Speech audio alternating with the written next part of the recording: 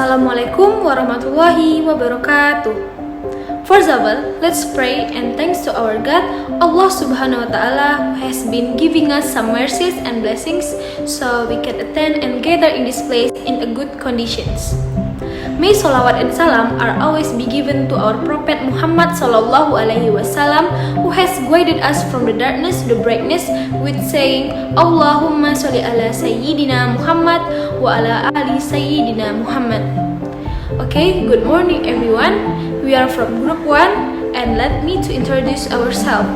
My name is Reka Rejani and my group's member is Citra Karisma Putri and Dwi Librina Suhardi. We are going to discuss about our material is the history education management or in Indonesian sejarah manajemen pendidikan.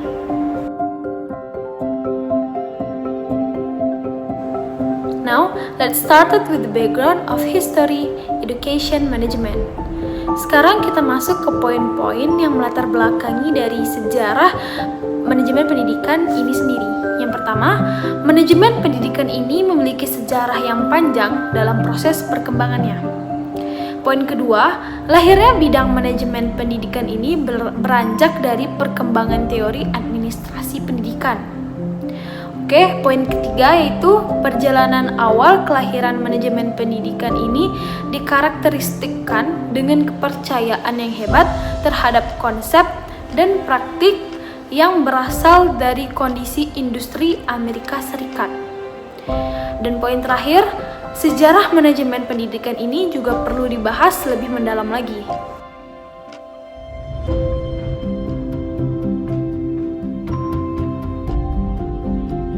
Dan diharapkan juga dengan materi ini dapat menambah wawasan kita dalam keilmuan, khususnya terkait dengan sejarah manajemen pendidikan.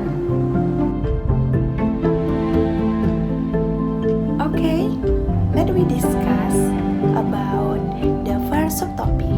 The first subtopic we will discuss today is meaning of education, arti penting pendidikan. In general, education is the process of teaching or learning, especially in a school or college, or the knowledge that you get from this. As a child, you received most of your education at home. Jadi, secara umum, pendidikan itu dapat dikatakan sebagai proses pengajaran dan pembelajaran yang mana kita bisa memperolehnya itu melalui sekolah atau pendidikan yang lebih tinggi seperti pada tingkat universitas. Dan sebenarnya kita itu telah memperoleh pendidikan sejak kita masih kecil, yaitu melalui rumah. Selanjutnya, kita akan meninjau arti pendidikan secara yuridis yang tertuang dalam Konstitusi Indonesia Undang-Undang Nomor 20 Tahun 2003 tentang Sistem Pendidikan Nasional, yang mana menjelaskan bahwasannya pendidikan adalah segala daya upaya dan semua usaha untuk membuat masyarakat dapat mengembangkan potensi peserta didik agar memiliki kekuatan spiritual keagamaan, pengendalian diri, berkepribadian, memiliki kecerdasan, berakhlak mulia, serta memiliki keterampilan yang diperlukan sebagai anggota masyarakat dan warga negara. Why education is important? Yes, pendidikan dan pengajaran merupakan unsur-unsur masyarakat. Betapapun kecil dan sederhananya suatu masyarakat, pasti pada masa mudanya mereka memerlukan pendidikan dan pengajaran. Dengan pendidikan yang telah mereka peroleh sejak masih muda, maka mereka akan belajar bertingkah laku sebagaimana pantasnya dalam hidup bersama dengan orang lain. Mereka juga belajar menyesuaikan diri dengan orang lain dan menghormati kepentingan orang lain. Dengan demikian, pantaslah mereka untuk hidup di suatu lingkungan yang besar, yaitu lingkungan masyarakat. Pendidikan ini juga penting karena pendidikan dan pengajaran adalah usaha-usaha untuk mengembangkan masyarakat. Masyarakat yang tidak mengajarkan segala hal kepada generasi penerusnya, maka masyarakat tersebut akan segera runtuh. Jika demikian, maka segala pengetahuan dan pengalaman yang dikumpulkan turun-menurun selama berabad-abad akan lenyap dalam beberapa tahun. Education should be able to play an important role in global era. So, the goals of education is achieve community community welfare. Jadi karena pendidikan itu sangat penting di era global, tujuan dari pendidikan itu sendiri adalah untuk mencapai kesejahteraan kelompok masyarakat. Okay, have you know about homogen community education? And let's talk about it. Pendidikan masyarakat homogen tidak seberkembang seperti saat ini. Pendidikan masyarakat homogen terbagi menjadi dua, yaitu Fisherman Community Education and Hunting Community Education. And now kita akan membahas tentang perbedaan dari pendidikan masyarakat nelayan dan pendidikan masyarakat berburu. Pendidikan masyarakat nelayan yaitu pendidikan dan pengajaran dalam masyarakat yang sederhana, itu sesuai dengan struktur dan masyarakatnya. Yang kedua yaitu dalam masyarakat yang sederhana dan homogen dapat kita lihat dengan jelas dua golongan, yaitu lelaki dan perempuan. Oke, next, pendidikan masyarakat berburu. Perbedaan hak memperoleh pendidikan bagi laki-laki dan perempuan. Yang kedua yaitu pendidikan dan pengajaran pertama-tama ditujukan kepada golongan yang paling berkuasa dalam masyarakat. We'll discuss about pendidikan masyarakat heterogen. Pendidikan itu akan selalu berkembang sebagaimana masyarakat berkembang. Dalam masyarakat heterogen ini, pada awalnya pendidikan itu terbagi menjadi dua, yaitu pendidikan pada masyarakat peternak dan pendidikan pada masyarakat petani. Pendidikan masyarakat peternak. Pada masyarakat peternak ini, mereka menerapkan pendidikan secara khusus dan memiliki ciri khas. Yang pertama itu adalah pendidikan yang mereka terapkan itu untuk melatih keberanian. Nah, hal ini dilatar belakangi karena kondisi alam mereka menuntut seperti itu. Jika mereka tidak berani, maka mereka akan diserang oleh musuh. Pendidikan pada masyarakat peternak ini masih memfokuskan kepada anak laki-laki saja.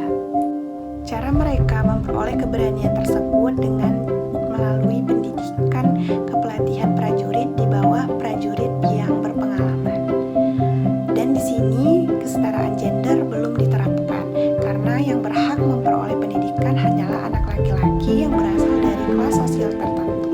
Kelas sosial tinggi akan berhak mendapatkan pendidikan, sedangkan kelas sosial rendah tidak berhak mendapatkan pendidikan.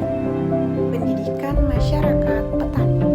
Pendidikan pada masyarakat petani ini bisa dikatakan sebagai awal peradaban dunia. Pendidikan pada masyarakat petani ini sudah jauh lebih kompleks dari pendidikan sebelumnya dan sebagai akar dari pendidikan modern yang saat ini kita terapkan. Pendidikan ini diterapkan pada masyarakat petani yang mana mereka itu hidup di lembah-lembah sungai yang subur dengan peradaban-peradaban awal dunia seperti yang terjadi di Mesopotamia, Mesir, India kuno, Babilonia, dan Tiongkok. Pendidikan masyarakat petani ini memiliki ciri khas. Pertanian yang dikembangkan berdasarkan pengalaman dan tradisi. Petani yang memiliki status sangat rendah sama sekali tidak berhak untuk memperoleh pendidikan. Ciri khas selanjutnya dari pendidikan masyarakat petani ini adalah kekuasaan yang dipegang oleh sekelompok kecil kaum militer, pendeta, ahli pengetahuan, dan para pegawai.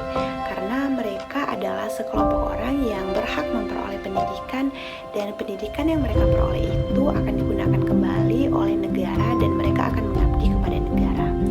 Bagi masyarakat yang tidak memperoleh pendidikan, mereka akan menjadi kaum yang hanya diperintah saja. Tujuan dari pendidikan yang diterapkan masyarakat petani ini adalah untuk kepentingan negara. Selanjutnya, ciri khas dari pendidikan masyarakat petani ini adalah sistem feodal dan pendidikan yang bersifat keras. Meskipun demikian, terdapat berbagai sisi positif pendidikan masyarakat petani, yakni munculnya berbagai profesi baru sehingga pendidikan yang diajarkan lebih beragam dan kompleks. Beragamnya profesi ini dipengaruhi dengan semakin berkembangnya bahasa tertulis, sehingga menghasilkan dua golongan, yakni golongan agama dan golongan militer. Golongan agama tersebut dibagi lagi menjadi dua, ada golongan pendeta dan golongan ilmu pengetahuan. Dalam masyarakat petani, orang-orang yang memiliki ilmu pengetahuan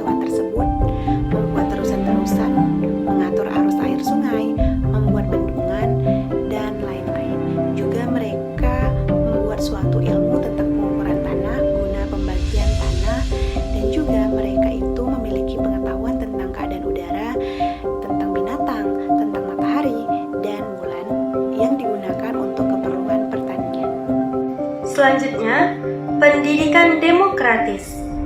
Yang pertama, pengajaran itu pada mulanya amat formalistik.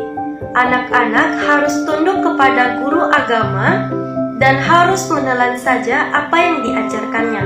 Hal itu bukan hanya berlaku bagi anak-anak yang masih kecil, tetapi juga bagi mahasiswa-mahasiswa perguruan tinggi klasik. Yang kedua yaitu transformasi metode deduktif ke metode induktif. Yang ketiga, sekolah yang demokratis berkewajiban mengajarkan pengetahuan itu kepada anak-anak. Dengan demikian, mulailah diajarkan di sekolah sebuah mata pelajaran baru, yaitu ilmu kewarganegaraan, yang antara lain harus memberi pengertian tentang organisasi dan tugas alat pemerintahan. Yang kelima, bukan hal-hal yang gaib untuk mendapatkan perhatian penuh, tetapi hal-hal yang sewajarnya. Bukan kepercayaan, tetapi pikiranlah yang menimbulkan hasil yang konkret. Dengan kita membahas materi ini, dapat kita simpulkan bahwa manajemen pendidikan ini diarahkan untuk mencapai tujuan pendidikan yang sudah jelas. Manajemen pendidikan juga memiliki sejarah yang panjang dalam proses perkembangannya. Pendidikan dan pengajaran adalah fungsi dari masyarakat yang berkembang bersama-sama dengan masyarakat lainnya dan sesuai dengan struktur masyarakat yang ada. Sejak masyarakat sederhana yang tercermin dalam masyarakat homogen telah memiliki cara-cara pendidikan yang sesuai dengan kondisi pada saat itu. Pendidikan dalam masyarakat homogen merupakan sistem kekeluargaan dan cinta damai, sehingga tidak ada persaingan untuk memenuhi kepentingan pribadi karena semua hal adalah milik bersama. Masyarakat pun berkembang menjadi masyarakat heterogen dengan berbagai profesi baru yang muncul. Untuk memenuhi tuntutan kehidupan, masyarakat heterogen menerapkan sistem pendidikan yang cukup keras. Pendidikan dalam masyarakat heterogen memperhatikan kelas sosial. Kaum dengan kelas sosial akan mendapatkan pendidikan kelas sosial bawah sebagai kaum pekerja dan tidak mendapatkan pendidikan. Sebagai respon dari sistem pendidikan di atas, maka di era modern ditetapkan pendidikan demokrasi sebagai penyempurnaan dari sistem pendidikan sebelumnya.